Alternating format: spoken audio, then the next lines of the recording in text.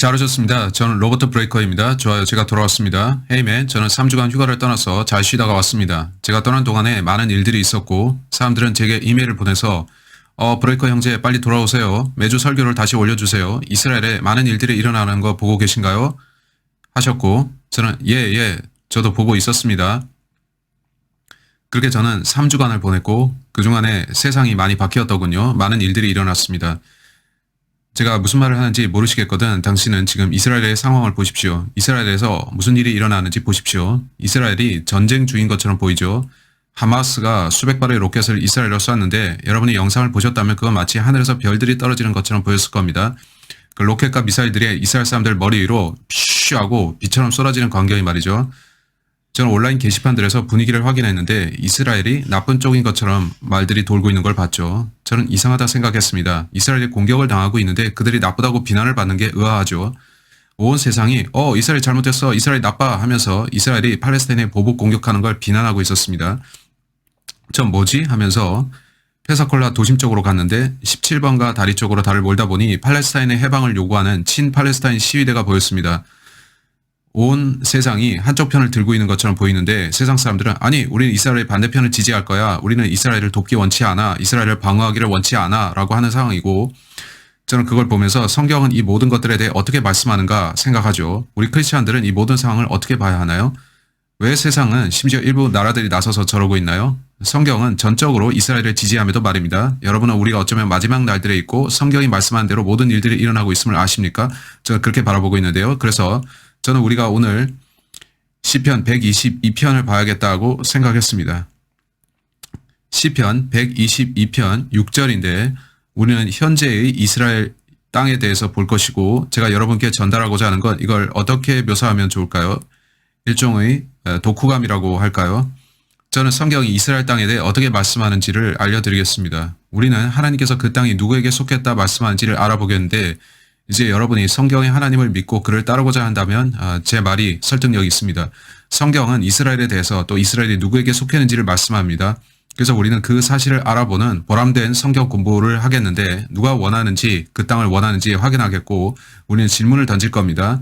왜 그 땅을 원하는 누군가가 있는지. 그 땅은 사막일 뿐인데 보시면 이 아래는 네게브 사막이고 저는 이스라엘에 가보려고 했는데 2020년에 우리는 가기로 되어 있었습니다. 한데 코비드 사태가 터졌고 국경들이 닫히면서 저는 가지 못했습니다. 하지만 솔직히 말씀드려서 저는 단지 사막이 있는 땅으로 가고 싶진 않았습니다. 하지만 제가 이해하기로 현재는 그곳이 아름답게 바뀌었다고 하고 크리스찬으로서 예수님이 다니셨던 지역들에 가서 주님과 구약성경의 사건들이 일어난 장소를 견학하는 것은 좋은 일이죠. 저는 제가 이스라엘에 앞으로 또 갈 수 있을지 모르겠지만 왜 저리도 많은 사람들이 그 땅을 이야기하죠? 왜 뉴스는 온통 그 이야기를 할까요? 왜 온통 이스라엘 그러고 있을까요? 제가 말했다시피 이거는 영적 전투라는 겁니다. 단지 물리적 전투가 아닌 영적 전투가 거기서 벌어지고 있는데 여러분이 그걸 알길 원합니다. 그렇다면 우리 크리스찬들은 어떻게 해야 하나요? 우리가 한 편을 들어야 하나요? 대다수 크리스찬들은 이스라엘 편을 들고 있는데 거기에는 이유가 있습니다. 근데 저도 그래야 된다 생각하는 이유가 있는데 여러분이 팔레스타인인이건 이스라엘인이건 제 생각은 당신들 모두가 이스라엘을 지지해야 합니다. 아시겠죠? 시편 122편 6절을 보겠는데 다윗왕이 말합니다. 시편 122편 6절 예루살렘의 화평을 위하여 기도하라. 너를 사랑하는 자들은 번성하리로다. 따라서 우리가 무엇을 해야 하냐면 화평을 위해 기도해야 합니다. 이스라엘 사람들이 샬롬이라고 인사하는 것을 아실 텐데 그것은 평화라는 뜻입니다. 우리는 전쟁을 원하지 않는데 저도 아닙니다. 유대인들은 전쟁을 원치 않고 이스라엘 사람들은 전쟁을 바라지 않습니다. 이스라엘은 싸우고 싶지 않은데 그들은 단지 평화를 원합니다. 저는 우리 모두가 마땅히 그걸 바라는 게 맞다고 봅니다. 평화를요. 예루살렘의 화평을 위해 기도하라. 이제 시편 120편 7절을 보겠는데 이는 우리가 아주 가까이 다가왔기에 말이죠. 다윗은 자기 당대에도 같은 것을 말했는데 구약성경을 읽어보면 아주 놀랍습니다. 성경은 환상적입니다. 우리는 신약시대에 살고 있지만 구약시대에 있었던 사건들이 신약에서 반복되는 걸 볼 수가 있죠. 구약 전체를 보면 이스라엘의 대적들이 그 땅에 살고 있는 유대인들을 대적해서 전쟁을 일으키고 싸웠습니다. 따라서 구약을 보면 여러분은 그걸 아는데 다윗은 자신을 공격하는 백성들과 싸워야 했습니다. 유대인들이 그 땅에 들어온 이래로 항상 그런 역사가 되풀이되었죠.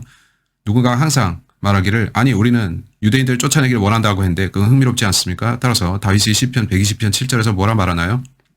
나는 화평을 원하나 내가 말할 때 그들은 전쟁을 원하는도다. 다윗왕은 역사상 가장 유명한 유대인 지도자 중 하나인데 그는 자신이 전쟁이 아닌 평화를 원한다고 말했습니다. 우리 모두도 같은 것을 원하는데 우리 또한 평화를 원합니다. 그런데 어떤 사람들은 평화를 원치 않습니다. 저기에 하마스라 불리는 단체가 있는데 당신은 하마스에 대해서 들어봤나요? 이스라엘 향해 미사일을 발사하는 단체가 하마스인데요. 제가 하마스를 보니 놀라운 게 있는데 스페인어로 말하자면 스페인어에는 이런 단어가 있는데 하마스와 동일하게 발음되는 단어가 있죠.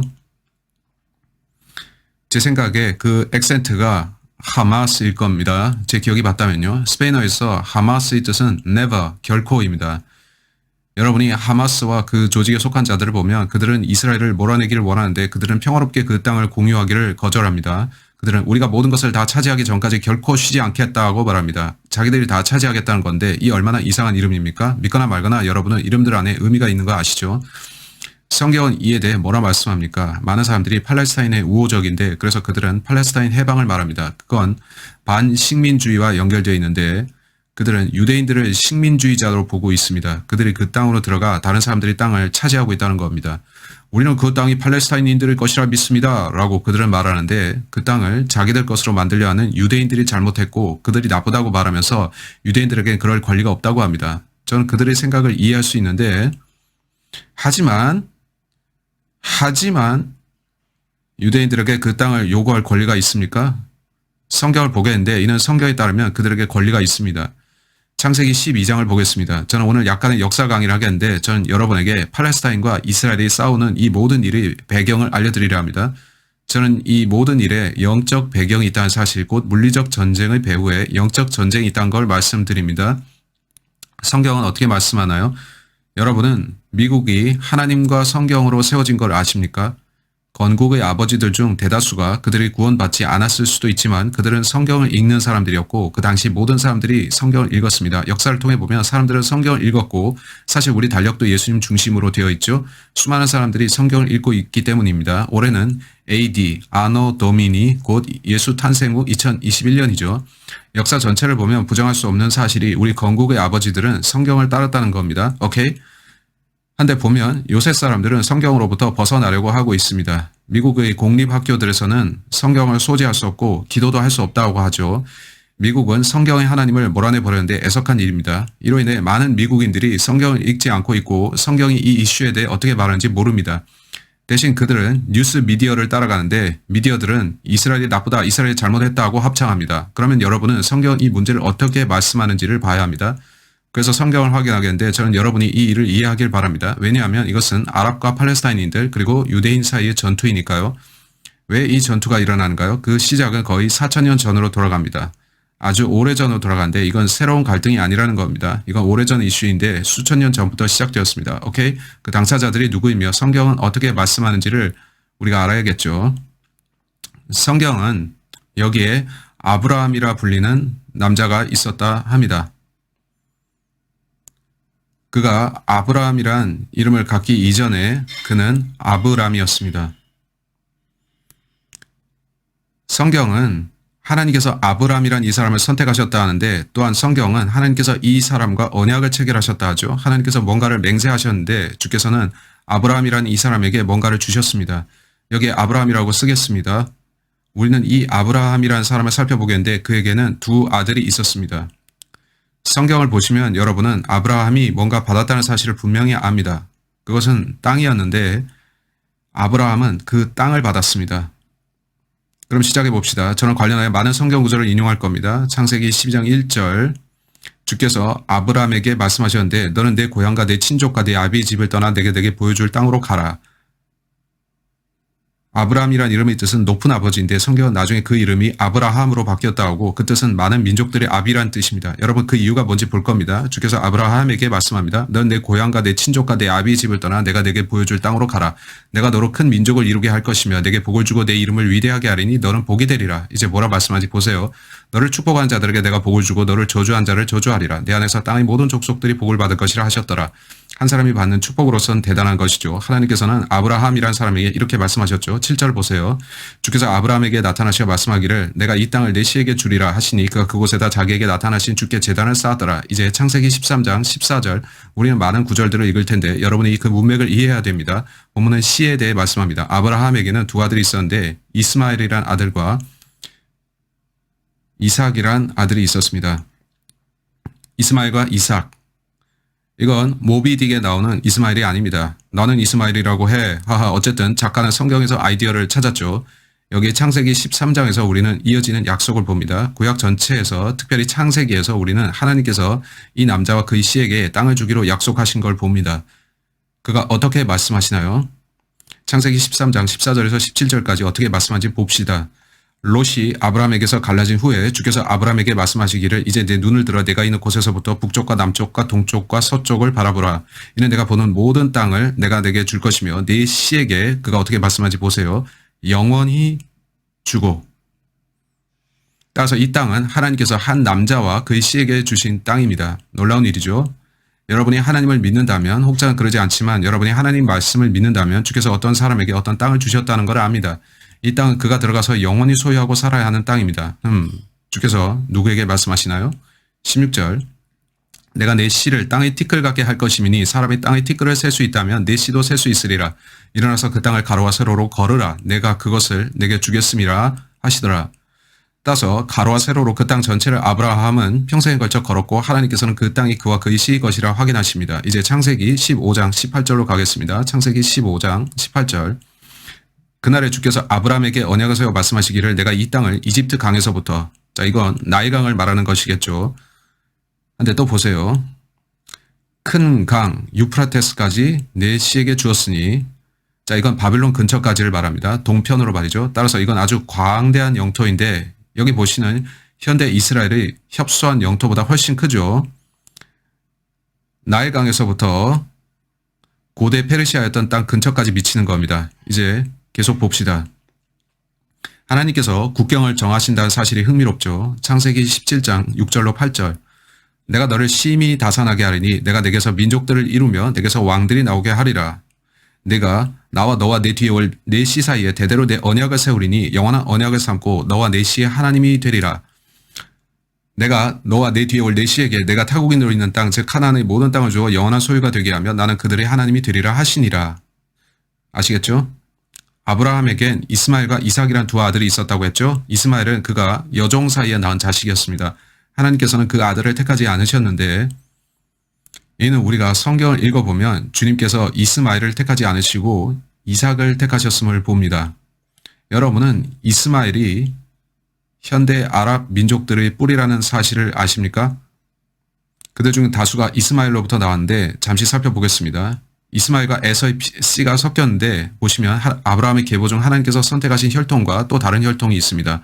그 후자도 큰 민족이 되는데 하나님께서는 성경에서 아브라함으로부터 많은 민족들이 나온다 하시죠.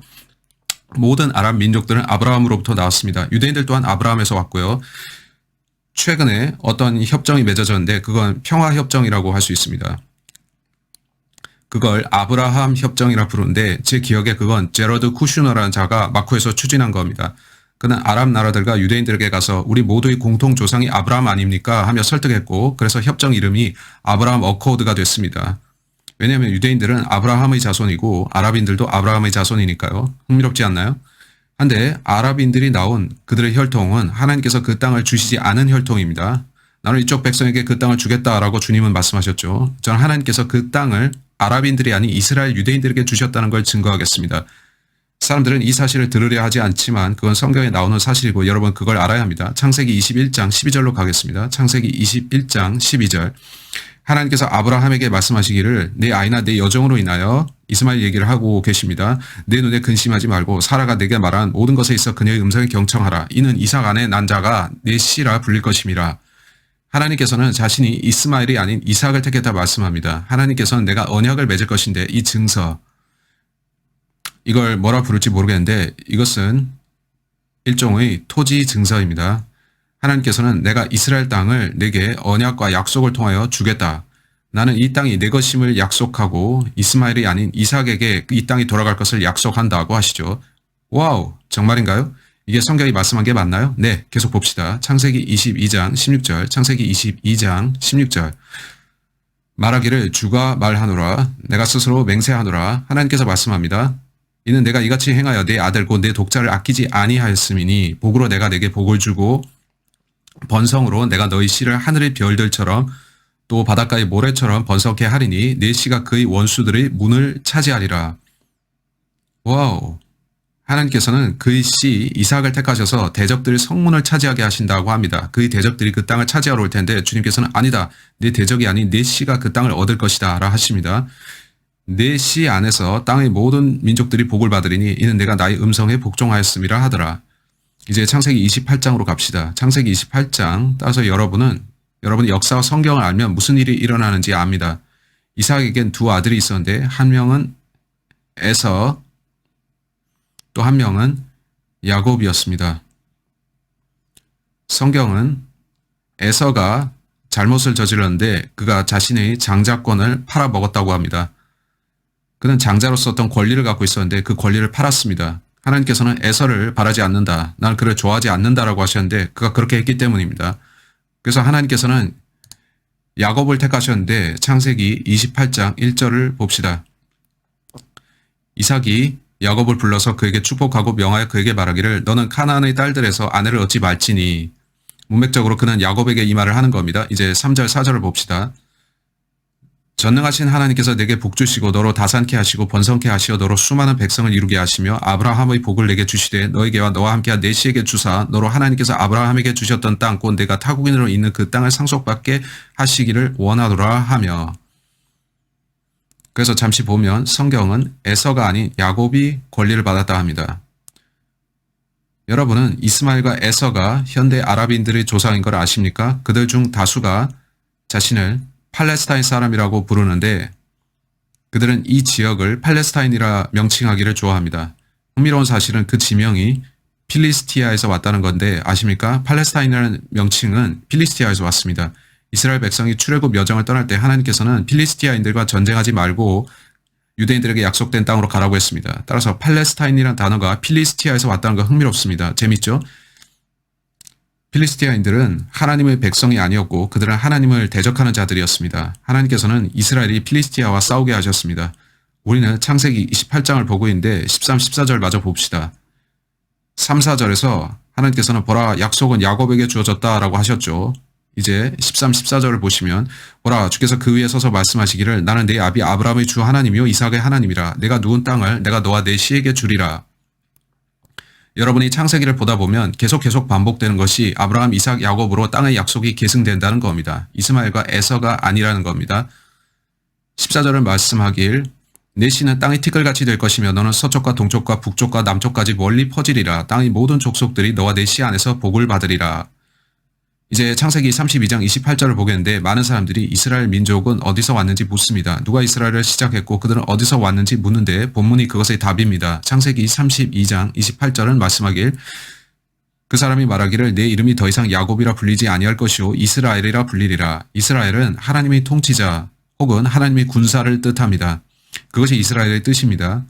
이는 내가 통치자로서 하나님과 사람들과 더불어 겨루어 이겼음이니라 하니 이런 식인데 따라서 하나님께서는 야곱에게 내가 내 이름을 바꾸겠다 하시면서 그건 흥미로운데 저는 하나님께서 원하시면 그렇게 하실 수 있다 봅니다. 하나님께서는 아브라함의 이름을 아브라함으로 바꾸셨고 하나님께서는 야곱 나는 내 이름을 야곱으로 부르고 싶지 않다 하셨는데 야곱은 속이고 모사를 꾸미는 자라는 뜻입니다. 나는 너를 하나님의 통치자라는 뜻의 이스라엘로 부르겠다. 왜냐하면 내가 너를 택하여 그 땅을 차지하게 만들 것이기 때문이다. 와우. 여러분이 성경을 읽는다면 이 사실을 부정할 수 없습니다. 이제 창세기 35장을 빨리 봅시다. 창세기 35장 10절을 빨리 보겠습니다. 창세기 35장 10절이 어떻게 말씀하는지 보세요. 하나님께서 그에게 말씀하시기를 내 이름은 야곱이나 내 이름이 더 이상 야곱이라 불리지 아니할 것이요 이스라엘이 내 이름이 되리라 하시고 그 이름을 이스라엘이라 부르시며 따라서 또 한번 성경은 야곱이란 이름이 이스라엘로 개명된 것을 말씀합니다. 야곱은 자식들을 낳았죠. 계속 보겠는데 이는 야곱은 12족장을 낳았다는 겁니다. 그는 12아들이 있었는데 오늘날 우리는 그들을 이스라엘의 12지파라고 부릅니다.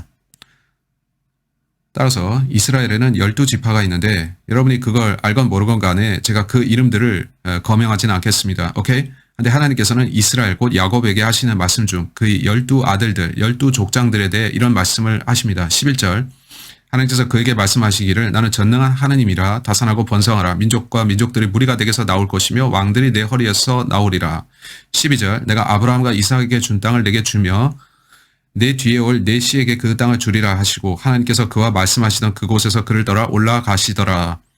따라서 하나님께서는 아브라함, 이삭, 야곱과 그의 12 아들들에게 내가 이 모든 민족들에 대한 속한 땅을 그들에게 주리라 하십니다. 왜 주께서는 아랍 민족들에게 그 땅을 주지 않으셨을까요? 왜 그런지 저는 궁금합니다. 저는 모르겠고 저는 의문을 제기하는 건 아닙니다. 하나님께서 그렇게 하셨다고 성경은 말씀할 뿐이죠. 사실 신명기 1장 8절을 보면 저는 크리스찬이자 바이블 빌리버로서 제 성경을 따를 수밖에 없습니다. 왜냐하면 저는 하나님께서 이 책을 저에게 주셨고 이 책이 그렇게 말씀한다면 오케이 저는 믿어야 되기 때문입니다. 여러분이 원한다면 하나님과 논쟁할 수도 있는데 여러분이 전능하신 하나님과 논쟁할 만큼 똑똑할지는 의문입니다. 그래도 논쟁하길 원한다면 해보십시오. 저는 안 그러겠습니다. 신명기 1장 8절은 말씀하길 보라 내가 너희 앞에 그 땅을 두었으니 그들이 누구입니까? 12지파인데 그들의 수가 불어나서 출애굽 당시에는 100에서 200만 정도 되었을 겁니다. 하나님께서 말씀하시기를 보라 내가 너희 앞에 그 땅을 두었으니 가서 그 땅을 소유하라. 그 땅은 주께서 너희 조상 아브라함과 이삭과 야곱에게 맹세하여 그들과 그들에게서 날 그들의 씨에게 주기로 하신 것이니라. 우리는 이것을 아브라함의 언약이라 부르는데 즉 이 땅은 아브라함, 이삭, 야곱에게 주어졌습니다. 하나님께서는 이스마엘과 에서는 건너뛰셨는데 나는 이 땅을 너희에게 주겠다. 이쪽 씨에게 주겠다고 하십니다. 그래서 우리는 지금 현대 이스라엘을 보는 겁니다. 그들 중 다수가 이 땅의 상속권을 주장합니다만 저는 성경이 자칭 유대인들에 대해 말씀하는 걸 아는데 그들은 유대인을 자처하지만 아닙니다.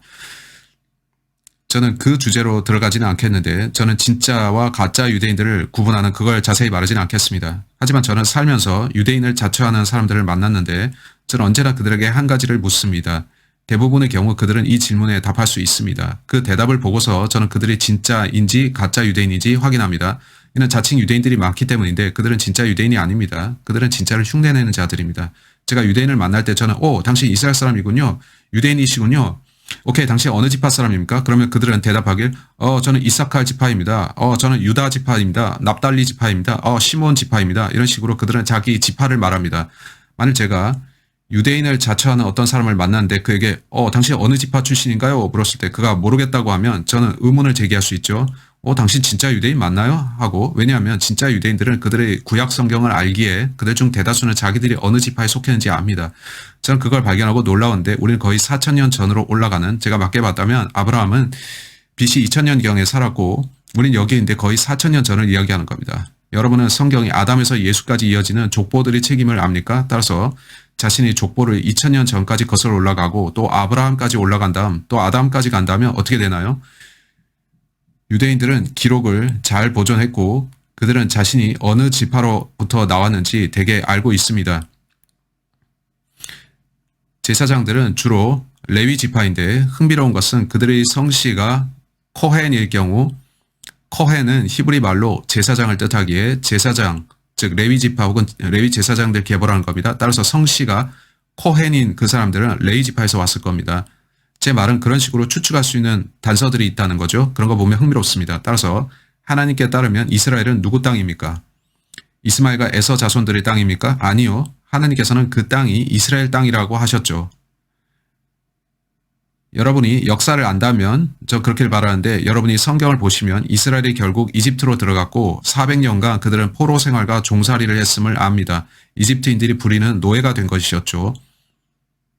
400년이 흐른 후 출애굽이 있었는데 그들은 그 땅에서 벗어나 이쪽으로 왔고 광야에서 40년을 살았습니다. 결국 그들은 자기들의 약속의 땅이라 부르는 그곳으로 들어갔습니다. 여러분은 이런 만화 영화를 보셨나 모르겠는데 제목은 잊었습니다. 저는 영화를 좋아하진 않지만 이집트 또는 출애굽 같은 주제의 영화는 좋아합니다. 전 사운드 트랙 갖고 있는데 삽입곡이 매우 아름답습니다. 이것은 우리를 약속의 땅으로 보내어 주소서 하는 식으로 그 내용은 온통 유대인들과 출애굽 그리고 그들의 약속의 땅으로 들어가는 내용으로 되어 있습니다. 오케이? 그런 내용이 성경 어디에 있습니까? 여기 출애굽기 12장 25절입니다. 출애굽기 12장 25절.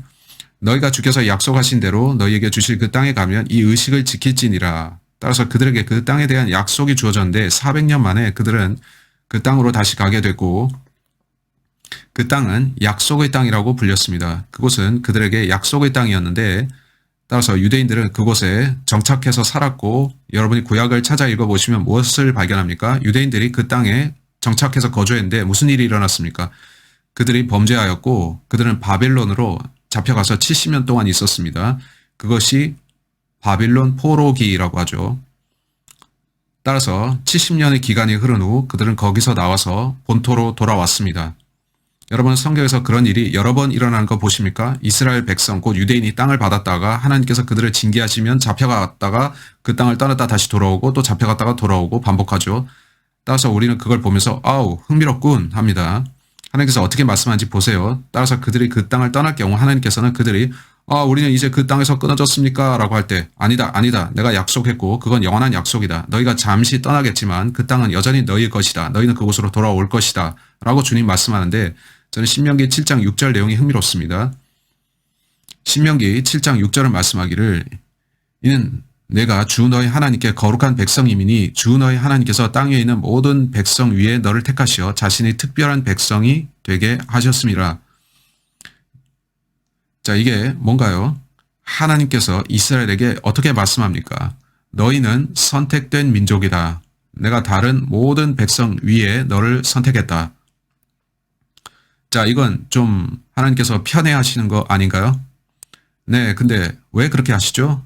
하나님께서 모세를 사용하시고 그에게 구약 율법을 주신 데는 이유가 있었는데 믿거나 말거나 구약 율법 안에는 많은 예언들이 있었고 하나님께서는 그 예언을 다니엘에게 계시를 주실 때 사용하셨습니다. 어떠한 시기에 메시아가 오실 것이다. 그때 메시아 예수 그리스도께서 맞춰서 오셨고요. 오늘날 많은 유대인들은 우리는 예수님을 메시아로 인정할 수 없습니다. 라고 말하는데 그들은 다른 메시아를 기다리고 있습니다. 하지만 성경을 읽는다면 당신은 실수할 수가 없죠.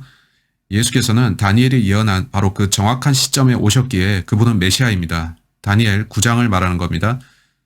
유대인들은 메시아를 거절했는데 마태, 마가, 누가, 요한복음과 사도행전은 온통 메시아 얘기로 가득 차 있고 이스라엘 백성이 스데반을 돌로 쳐 죽이고 그들이 메시아를 거절했는데 AD 70년에 무슨 일이 일어났습니까? 유대인들이 추방되었습니다. 그들은 추방되고 흩어졌습니다.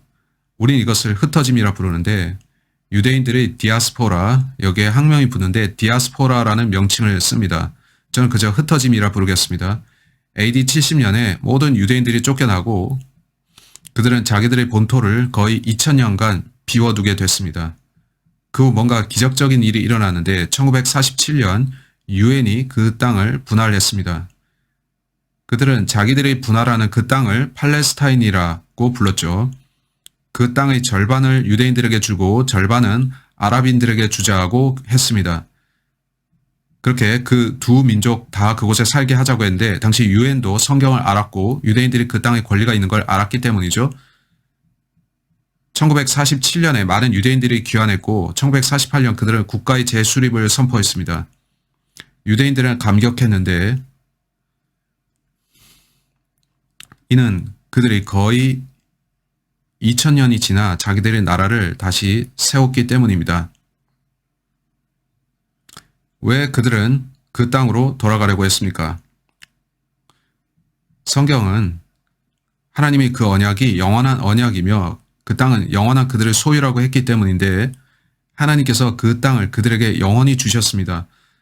따라서 유대인들을 믿기를 하나님께서 그들에게 그 땅에 대한 권리를 주셨다라고 합니다. 제가 이 설명을 여러분께 하는 것은 저는 영화광이 아니고 헐리우드엔 좋은 영화가 별로 없지만 제가 찾아낸 두 편의 놀라운 영화가 있습니다.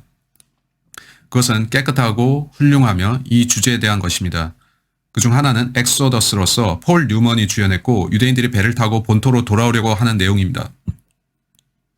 그런데 그들은 하선이 허락되지 않았고 많은 경우에 그들은 헤엄쳐서 그 땅에 들어와야 했습니다. 그들이 본토로 돌아가는 길은 험난했습니다. 또 한편은 팔레스타인의 영웅 Cast a Giant Shadow란 제목인데 제가 알기로 그 영화는 커크 더글러스가 등장하고 그가 장군 역할을 맡았는데 그 이야기는 진짜 역사입니다. 그가 이스라엘을 도와서 전쟁을 치르며 예루살렘과 그 나라의 절반을 회복하는 내용입니다. 여러분은 하나님의 지문이 여기저기 온통 묻어있는 걸 보는데 하나님께서는 그 유대인들이 본토로 돌아가도록 돌아오셨고 여러분은 그걸 부정할 수 없습니다. 하나님께서 그 땅을 그들에게 약속하셨다면 실제로 주신 거겠죠. 오케이? 이제 레위기 26장 27절을 이렇게 말씀합니다. 하나님께서 이스라엘에게 말씀합니다. 레위기 26장 27절로 33절 이런 모든 일이 있는데도 너희가 내게 경청하지 아니하고 내게 반대하여 행하면 나도 진노 가운데서 너희에게 반대하여 행하리니 나 곧 내가 너희를 너희 죄들에 대하여 7배로 징계하리라. 이건 마치 다가오는 대환란기를 말씀하는 듯합니다. 여기서의 타임이라는 것은 1년을 가리키고 야곱의 고난의 때는 7년이죠. 그때를 대환란이라 합니다. 이것 또한 제가 다가올 7년 환란 전에 있을 환란 전 휴거를 믿는 이유입니다. 근데 계속 보면 하나님께서 이런 말씀을 하십니다. 그리하면 너희가 너희 아들들의 살을 먹을 것이요 너희 딸들의 살을 먹을 것이라. 내가 너희의 산당들을 헐며 너희의 형상들을 베어내고 너희의 시체들을 너희 우상들의 시체 위에다 던질 것이요 내 혼이 너희를 싫어하리라. 또 내가 너희의 성읍들을 쓸모없게 할 것이며 너희의 성소들을 황폐하게 할 것이요 또 나는 너희의 향기로운 향기를 냄새 맡지 않을 것이라. 내가 그 땅을 황폐하게 하리니 거기에 거하는 너희 원수들이 그것에 놀랄 것이니라. 흥미롭죠? AD 73년에 마사다가 떠오르는데 그들은 마지막으로 거기에 가서 로마군과 항전했지만 결국 무너졌습니다. 한데 본문을 보세요. 33절을 보세요. 내가 너희를 이방 가운데 흩어버리고 너희를 쫓아 칼을 빼리니 너희 땅이 황폐하게 되고 너희 성읍들이 쓸모없게 되리라. 34절 그 땅이 황폐하게 되고 너희가 너희 원수의 땅에 있는 동안 그 땅은 안식을 즐기리니 이런 식인데 우리는 성경에서 하나님께서 하신 약속들 중 그들을 본토로 다시 데려오리라는 약속을 봅니다. 그런데 그들이 또 주를 따르지 않으면 그들을 흩어버리겠다 하시고 정확히 그 일이 일어난 것입니다. 이것은 유대인들이 메시아를 거절함으로 인해 흩어지리라는 예언입니다. 이걸 보는 우리는 뭘 알게 되나요? 이스라엘 땅이 황무지가 되었다는 겁니다. 이로 인해 교회사 초기에 소위 크리스찬이라는 많은 자들이 대체 신학이라는 것을 믿었습니다. 그들은 하나님께서 유대인들과는 끝내셨다고 하면서 유대인들에게 주어진 모든 약속들이 이제 교회에게 이전되었다고 했죠. 그러면서 그들은 이스라엘이 이제 교회 땅이라고 하면서 4차례에 걸쳐 십자군 전쟁을 일으켰습니다. 그런 생각은 사실이 아닌데 우리는 대체 신학을 믿지 않습니다. 진정한 크리스찬들은 하나님께서 이스라엘에 하신 약속들이 문자적이라고 믿습니다. 우리는 1948년에 이스라엘이 국가적으로 다시 태어난 것을 봤는데 많은 크리스찬들은 그거 봐 내가 뭘 했어 라고 했죠. 왜냐하면 성경을 믿었던 사람들은 그걸 알았으니까요. 이건 마크 트웨인이 쓴 여행기인데 이건 마크 트웨인의 수기로서 1800년대에 마크 트웨인이 이스라엘을 방문한 이야기입니다. 그는 그곳이 황무지인 걸 봤는데 그는 이곳은 황무지이다. 볼 것이 거의 없다고 했는데 그건 성경 예언은 성취였죠. 그런데 그곳이 지금 재건되었고 성경은 뭐라고 말씀합니까? 이스라엘이 본토로 돌아갈 때 그들은 사막을 장미처럼 피게 한다고 했죠. 지금 이스라엘에 가보면 사막이었던 것이 푸르게 바뀌었는데 관계 농법을 도입해서 물이 흐르고 있죠. 모든 일들이 성경대로 되고 있습니다. 그래서 저는 대체 신학을 믿지 않는데 저는 하나님께서 이스라엘을 그 땅에 다시 세우신 걸 압니다. 저는 독립침례교 설교자인데 저보다 앞서 있던 독립침례교인들 1940년대와 30년대, 20년대의 독립침례교회들 중 다수가 이스라엘의 수립과 예루살렘 성전 재건, 유대인들의 본토 귀환을 믿었었습니다. 많은 소위 크리스찬들이 그들을 비웃었었는데요. 너네는 어리석구나. 대체 신학대로 하나님께서는 유대인과 끝내셨어 라고 하지만 끝난 건 아니었습니다. 그래서 우리는 인류 역사에서 가장 위대한 기적을 본 것인데 그건 유대인들이 그들의 본토로 돌아가서 1948년 국가를 수립한 그 사건이었죠.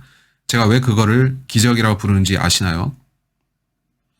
성경에는 계시들이 있는데 그 계시들이 성취되기 위해서는 먼저 이스라엘이 세워져야 한다는 것입니다. 특히 예루살렘에 성전이 재건되어야 하는데 여러분이 성경을 읽어보시면 그 성전 재건이 불가능하지 않음을 알 것입니다.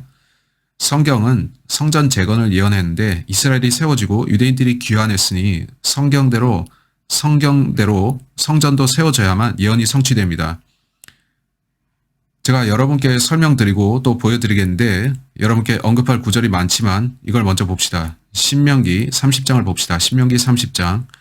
요약하자면 이렇습니다. 당신은 성경을 믿습니까? 믿으신다면 여러분은 유대인들이 그 땅에 왜 돌아오는지 알 겁니다.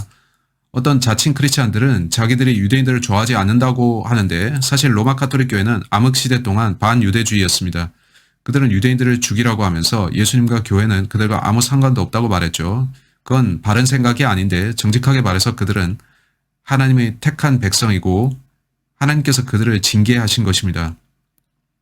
그러나 그가 다시 그들을 부르실 텐데 하나님께서는 놀라운 일을 하셨고 그 땅에 그들이 다시 살게 하셨습니다.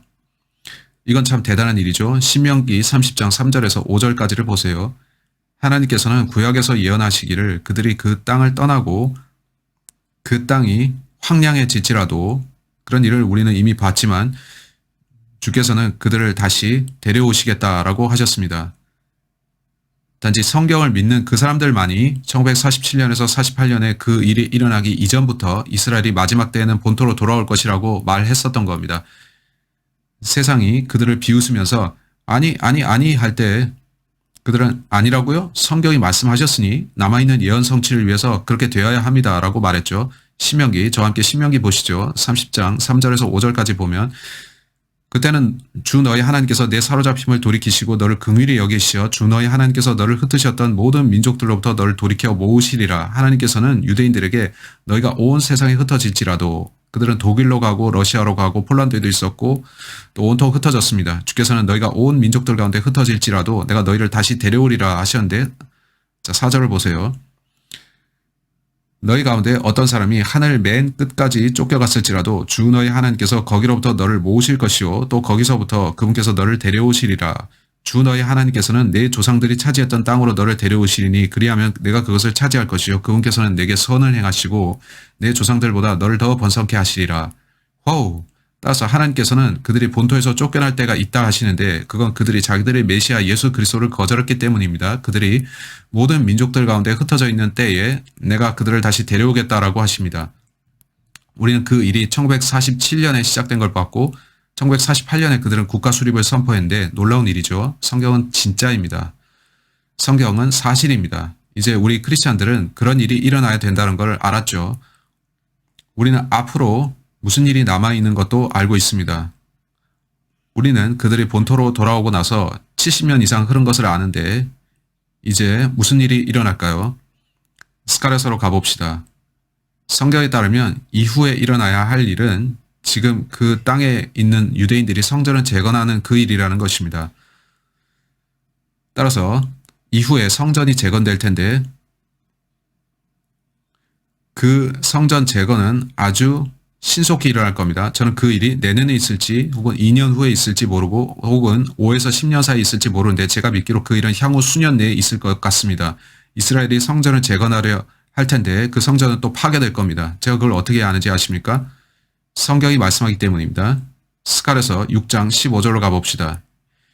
이제 이 사람들은 참 유대인들인데 저는 거짓 유대인들을 말하는 게 아니라 오케이. 저는 그 문제를 지금 파헤치려는 게 아니고 누가 참 유대인이고 누가 거짓 유대인인지 말하는 건 아닙니다. 어쨌든 참 유대인이 있고 성경에는 하나님께서 자기 백성이라 부른 유대인들이 있음을 저는 압니다. 그는 누가 참 유대인이고 거짓인지 알고 있습니다. 스가랴서 6장 15절 보면 이렇습니다. 멀리 있는 자들이 와서 주의 성전을 건축하리니 너희는 만군의 주께서 나를 너희에게 보내신 것을 알게 되리라. 만일 너희가 주 너희 하나님의 음성에 충실하게 복종하면 이같이 되리라.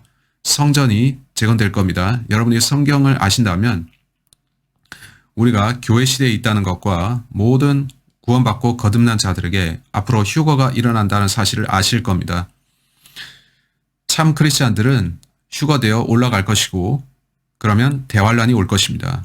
저는 대환란이 7년 대환란이라고 믿는데 제가 말했다시피 7때가 될 겁니다. 한 때가 1년씩이고요. 성경에서 대환란은 야곱의 때라고 불리는데 그때는 성전에서 경배드리는 일이 있을 겁니다. 계시록 13장을 보세요. 아닙니다. 11장을 보세요. 성전 경배가 등장합니다. 11장과 13장은 그것과 적그리스도를 이야기하는데 적그리스도가 대환란 때 나타나면 그는 이스라엘을 박해할 것이고 유대인들을 재건된 성전에서 내쫓을 겁니다. 그는 더 많은 일들을 자행하는데 데살로니가 후서 2장으로 가봅시다. 데살로니가 후서 2장에서 신약이 뭐라 말씀하는지 보세요. 재건된 성전이 세워 있을 텐데 적그리스도는 그 성전으로 들어와서 뭔가를 할 것입니다.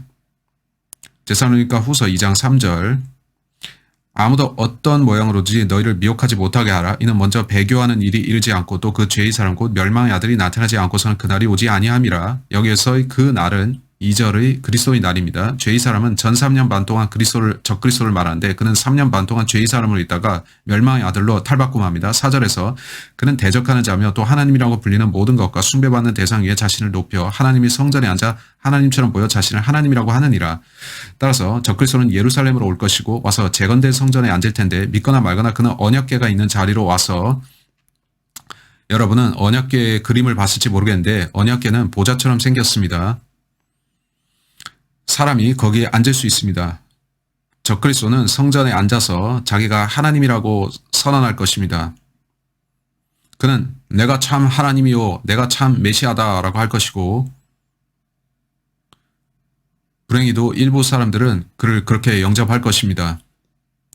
흥미로운 사실은 사실 영어에서 언약궤의 자리라는 그 seat라는 단어입니다. 여러분 영화를 본 적이 있을지 모르겠는데, 이 영화 본 적이 있을지 모르겠는데 소름 끼치는 장면이 나와서 안 보셨어도 됩니다. 인디애나 존스 레이더스에 나옵니다. 잃어버린 성궤를 찾아서인데 그들이 뭘 찾나요? 그들은 언약궤를 찾습니다. 그들이 언약궤를 찾아내는 스토리인데, 언약궤는 그 상단에 자비석 멀시 시트라는 곳이 있습니다. 그곳이 특별한데 누군가 거기에 시트에 앉는다는 것입니다. 성경은 휴거 이후의 미래에 적그리스도가 이스라엘에 나타나서 이스라엘과 예루살렘을 장악한 다음 재건된 성전에 앉을 것이라고 하는데, 분명 그는 언약궤에 앉아서 내가 하나님이다 라고 할 겁니다. 그렇게 하면 온 세상이 그를 숭배하고 따라갈 겁니다. 하지만 그의 집에는 오래 가지 않을 것인데, 하나님께서 구약에서 유대인들에게 하신 약속이 그게 아니기 때문에 그는 거짓 메시아이기 때문입니다. 거짓 메시아가 그들에게 오는 겁니다.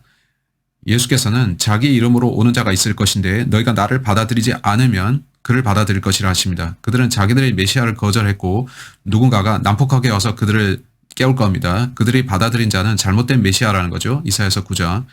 성경은 예수 그리스도께서 결국 저기에 앉게 되신다고 합니다. 예수 그리스도께서 아마겟돈 전투에 오실 것이고 그가 적그리스도를 멸하실 겁니다.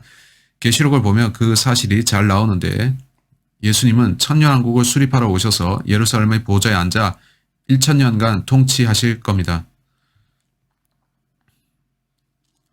따라서 예루살렘 성전이 미리 재건되어야 하는데 그 전에 유대인들은 자기들의 고토로 돌아왔어야 합니다. 그런 다음 거짓 그리스도인 적그리스도가 나타나 자기가 하나님이라 하고 그 후 예수께서 예루살렘 다윗의 보좌에 앉아 1000년간 통치하십니다. 이사야서 9장 6절로 7절 보시면 그 계시는 예수 그리스도에 대한 것입니다. 이사야서 9장 6절. 이는 우리에게 한 아이가 태어났고 우리에게 한 아들이 주어졌음이니 정부가 그의 어깨 위에 있을 것이요 그의 이름은 경이로운 분이라 상담자라 능하신 하나님이라 영원하신 아버지라 화평의 통치자라 불리리라. 본문은 예수 그리스도를 언급합니다. 그의 정부와 화평의 증가함이 다윗의 보좌와 그의 왕국 위에 바르게 세워지고 지금부터 영원까지 공의와 정의로 그것을 굳게 세우는데 끝이 없으리라. 만군의 주의 열성이 이것을 실행하시리라. 따라서 성경은 예수 그리스도가 다윗의 보좌에 앉아 1000년간 통치하실 것이라 합니다. 다윗의 보좌는 문자적으로 예루살렘에 있었죠. 고고학자들이 이스라엘에서 다윗의 궁전 터를 발견한 거 아십니까? 그곳은 오래된 주차장 밑에 있었고 그들이 발굴을 시작하자 놀랐습니다. 그곳이 다윗 왕이 머물던 궁전이었던 거죠. 우와, 이게 우연일까요? 어쩌면 이것이 예언이 성취되고 있는 것일 수도 있죠. 저한테는 예언 성취처럼 보입니다. 마귀는 어떻게 하려고 합니까? 마귀는 항상 하나님께서 하실 일을 모방하려고 합니다. 따라서 그리스도의 천년 통치는 예수 그리스도께서 철장으로 이스라엘에서 1000년간 통치하시는 기간입니다. 그러니 아시겠나요? 성경이 어떻게 말씀하는지 아시겠나요? 그 땅은 이스라엘 것입니다. 이사야서 16장을 봅시다. 하나님께서는 그 땅이 그들의 것이라 하십니다. 한데 우리가 사는 현 세상에는 다소 이상한 일이 일어나고 있습니다. 많은 사람들이 아니 이스라엘이 나쁜 사람들이고 그들은 식민주의자들이다. 우리는 식민주의에 반대한다 라고 하고 있죠. 그런 반이스라엘적인 가르침이 오늘날 대학들에 퍼져 있고 공산주의, 사회주의, 반식민주의자들은 성경이 나쁘다고 말하고 있습니다. 여러분이 조금 잘 생각해 보면 그들이야말로 성경의 하나님을 대적하고 있고 그들의 아젠다 전체가 성경을 대적하는 것임을 알 수 있습니다. 저는 그들이 왜 이스라엘을 대적하는지 아는데 아랍인들이 섬기는 알라가 누구입니까? 알라가 성경의 하나님과 같은 신인가요?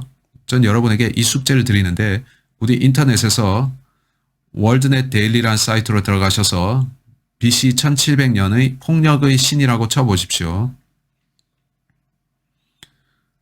WND, 월드넷 데일리라는 사이트에 글을 모아뒀을 텐데 여러 해 전에 고고학자들은 뭔가를 찾아냈습니다. 그들은 BC 1700년대에 한 문서를 찾았는데 그 문서는 문자적으로 말하길 알라가 폭력의 신이자 전쟁과 반역의 신이라고 합니다. 그게 누구일까요? 참 하나님께 반역했고 그분과 전쟁을 벌이려 하며 계속 대적하는 그 자가 성경에서 누구일까요? 저는 그가 누군지 아는데 당신은 아십니까? 그 신은 성경의 하나님과 같은 신이 아니고 다른 신입니다. 그렇다면 아랍인들이 섬기는 그 신이 성경의 하나님인가요? 그 질문을 해봐야겠죠? 안 그런가요? 여러분이 현대 이스라엘의 지도를 보시면 이런 질문을 하게 됩니다.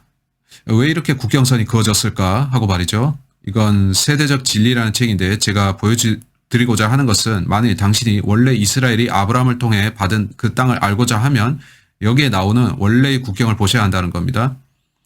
하나님의 약속에 따르면 이스라엘은 이런 땅을 차지하고 있어야 됩니다. 아브라함이 받은 원래의 영역입니다. 왼쪽은 대해 곧 지중해이고 우측은 유프라테스 강까지입니다. 여기 유프라테스 강이 흐르죠. 이게 이스라엘 국가의 땅입니다. 사람들이 성경대로 믿는다면 그렇게 돼야 됩니다. 근데 요즘 사람들이 성경을 따르나요? 자, 이걸 보면 참 놀랍죠. 여러분 놀라실 겁니다. 하지만 결국 이스라엘은 그 전부를 차지하게 될 겁니다. 얼마나 많은 사람들이 팔레스타인 해방, 이스라엘이여 사라지라, 그들은 나쁜 자들이다 할지라도 성경은 이스라엘이 결국 이길 것이라 합니다. 그들은 땅을 받게 될 겁니다. 그보다 먼저 대환란이 있을 텐데 대환란의 중간 시점에 여러분이 계시록 12장을 보시면 1260일 동안 그들은 도망가야 합니다. 그때 적그리스도가 이스라엘로 오고 유대인들은 산들로 도망해야 합니다. 분명 그들은 셀라 페트라로 갈 것이고 적그리스도가 그들을 죽이기 위해 큰 홍수를 일으킬 겁니다. 그들은 잠시 3년 반 동안 고난을 받겠지만 예수님이 아마겟돈으로 재림하시면 그들은 다 찾을 겁니다. 그럼 성경에 따르면 그 땅이 누구에게 속한 건가요? 이스라엘과 유대인들에게 속한 것입니다. 이 백성들 말이죠. 그들은 되돌려 받을 겁니다. 한데 오늘날의 세상은 계속해서 성경과 하나님을 대적하고 있는 것 같죠? 그들은 그렇게 합니다. 여러분이 현대 이스라엘 지도를 보시면 자 여기 그려놨는데 예루살렘이 여기 있죠. 이곳이 이스라엘인데 이제 말씀드렸다시피 나일강에 이르는 이 영역 전체가 이스라엘의 땅이 되어야 합니다. 동쪽과 북쪽 또한 이스라엘 것이 될 겁니다. 한데 현대 이스라엘 지도는 이스라엘이 그중 극히 일부만 차지하고 있는 걸 보여주죠. 지난 여러 해 동안의 모든 국제정치적 흐름은 세계가 이스라엘 너네는 식민주의자다, 너희가 나쁘다, 너희가 남이 살던 땅으로 들어가서 그거 차지하려 한다 하고 말하고 있죠. 그런 걸 보면 그들이 성경을 읽지 않는다는 걸 알 수 있습니다. 그들은 하나님께서 그 백성에게 약속하신 땅을 빼앗으려 합니다. 따라서 그들은 그 땅을 가질 자격이 없다고 말하는 사람들은 하나님이 틀렸다고 하는 거죠. 그건 옳은 주장이 아니죠. 자, 이곳이 가자지구라 불리는 영역인데 가자지구 말입니다. 그들은 가자지구는 팔레스타인 사람들 것이다 라고 합니다. 이쪽 땅은 서한지구인데 한번 보세요. 2차 대전 때 누가 유대인들을 죽였죠? 나치가 했죠. 나치가 했습니다. 여러분 나치가 어떤 사상을 가졌는지 아십니까? 국가사회주의였습니다. 나치는 또한 파시스트이기도 했는데 그들은 출발은 자칭 사회주의였습니다. 그 다음에 그들은 파시스트로 되었는데 히틀러는 파시스트적 리더십을 갖고 통치했죠. 히틀러가 뭘 했나요? 그는 유대인들을 죽였습니다. 흥미로운 사실은 오늘날 미국의 사회주의 정당이 유대인들을 적대시한다는 겁니다.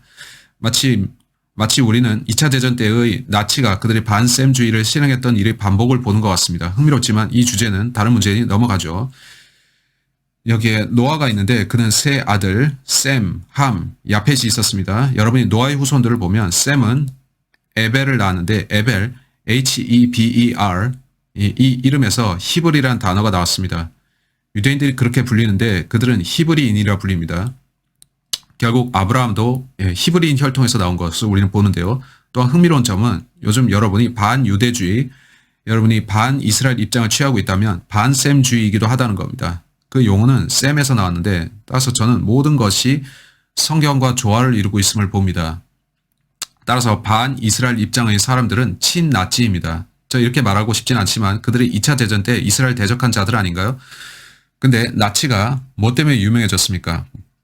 롬멜이 한 일들, 포위 기동. 여러분이 2차 세계대전과 나치 역사를 공부해보면 독일의 우회 기동은 상대를 에워싸한 다음 전멸시키는 것이었음을 압니다.